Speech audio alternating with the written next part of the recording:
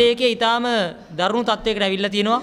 අපි දැක්කා பல்கலைக்கழக மாணவர்களுக்கு போலீசார் அச்சுறுத்தலாக செயற்படுவதாக அனைத்து பல்கலைக்கழக மாணவர் ஒன்றியத்தின் ஏற்பாட்டாளர் லகிரு வீரசேகர தெரிவித்தார். கொழும்பில் இன்று இடம்பெற்ற ஊடகவியலாளர் சந்திப்பிலேயே அவர் இதனை கூறினார். குறிப்பாக பல்கலைக்கழக மாணவர்களின் வீடுகளுக்கு சென்று அவர்களின் பெற்றோர்களை போலீஸ் நிலையங்களுக்கு அழைத்து சென்று மாணவர்கள் குறித்து அச்சுறுத்துவதாக லகிரு குற்றம் சுமத்தினார். மேலும் பெற்றோர்களிடம் மாணவர்கள் அரசியலில் ஈடுபடுவதாகவும் இதனால் பாதிப்புகள் ஏற்படும் எனவும் கூறி மாணவர்களின் உரிமைகளை தடுக்க முயற்சிப்பதாகவும் அவர் தெரிவித்தார். கடந்த ஆட்சி காலத்தில் நடந்த மாணவர்களின் கொலை, கடத்தல் மற்றும் அச்சுறுத்தல் போன்றவற்றையே நல்லாட்சியும் செய்து வருகின்றது. குறிப்பாக மாணவர்களின் அரசியல் சுதந்திரத்தில் தலையிட யாருக்கும் முடியாது என லகிரு வீரசேகர குறிப்பிட்டார். இதுபோன்று என்னதான் கல்வி நிர்வாகம் பெற்றோரை கொண்டு மாணவர்களை முடக்க செயற்பட்டாலும் எதிர்கால கல்வி உரிமைக்காக தொடர்ந்தும் போராட பல்கலைக்கழக மாணவர்கள் தயாராக இருப்பதாக அனைத்து பல்கலைக்கழக மாணவர்கள் ஒன்றியத்தின் ஏற்பாட்டாளர் லகிரு வீரசேகர தெரிவித்தார்.